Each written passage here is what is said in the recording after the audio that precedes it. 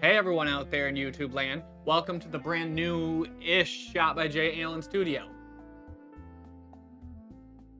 If you're watching this, you're either thinking about starting your YouTube channel, upgrading your current setup, or you've fallen down some weird content creation rabbit hole and it's 3 a.m. and you should probably be in bed because you gotta work in the morning. Now, like many of you out there, I am notoriously cheap when it comes to everything in my life, and my YouTube setup is no exception to that rule. So today we're gonna take a look at how I took my videos from looking like this to looking like this, with just a few simple upgrades that did not break the bank and were not difficult to do. First off, my studio is tucked in the corner of my basement and is about 8 foot by 16 foot. Two of the walls are cinder block, which I hate because it's terrible for video, and it's even worse for audio because sound likes to bounce off them. I also just really hate the way they look on camera, so I wanted to cover them as soon as I possibly could. I picked up two pieces of 4x8 paneling that have that fake slat wall on it that you can see behind me now, and those were $50 each, but they were the most expensive part of this build, and I just really like the way they look, so I ignored some of the cheaper paneling in favor of these. You can always find something cheaper like I did for my ceiling.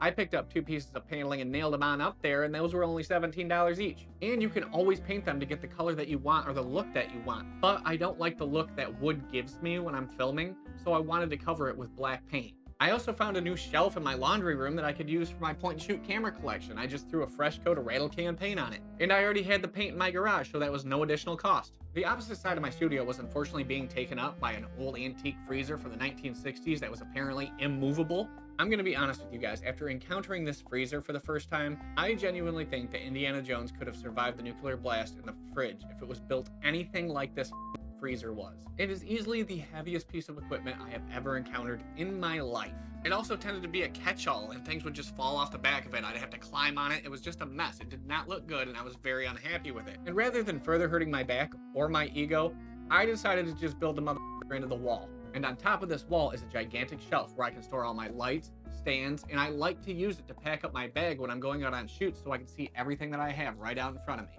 I lucked out on the lumber here because we bought some a while back when they were on sale, but I used 10 2x4s. Today's cost would probably be around like 65 bucks, but you likely don't have to build a gigantic freezer into your wall. I also picked up two pieces of drywall for 11 bucks each, and I found another one that we already had hidden out in the barn that I used to finish the wall. I, of course, ran out of paint and had to pick up another gallon of it, but that's only because I wanted to paint the floor joists that were above the new wall that I built, in case I want to use that for filming. I don't want that wood color casting down on me from over there.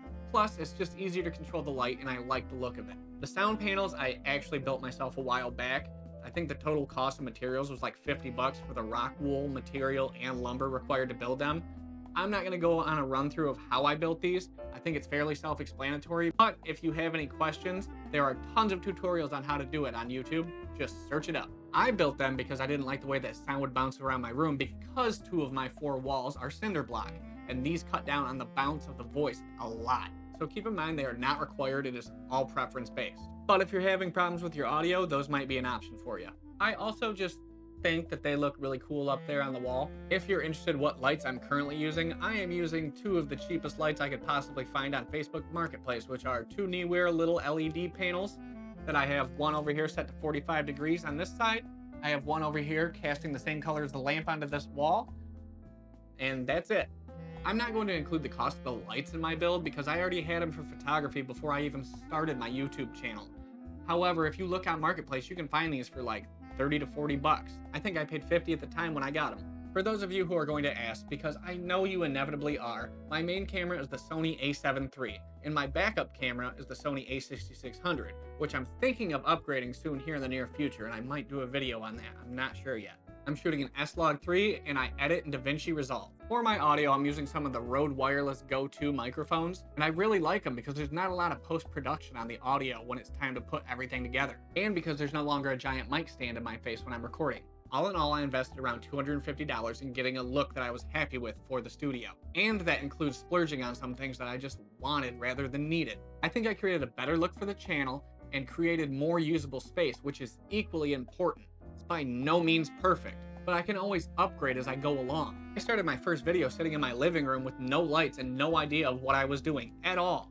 And like 6 months later, I'm sitting here in this own space where I can concentrate on what I need to do and not have to worry about how things are going to look on camera. Something as simple as this makes content creation much easier. I have new storage space and it just feels cleaner and more organized. A lot of people put off creating content because they are so obsessed with having a perfect set before they begin recording anything. Sometimes that thought process stops them from creating content at all. I think we should worry more about what our content is rather than how it looks. But if you can make your great content look good, it might just help you out a little bit. As always, thank you all so much for watching. Feel free to like, subscribe, and comment. Tell me how much you hate this. Tell me how much you love it. If you have any questions about how I create my content or what I'm using to create certain things, please feel free to reach out in the comment section or shoot me an email at shotbyjallen@gmail.com. I will get back to you. I will answer you. I look forward to hearing from you all.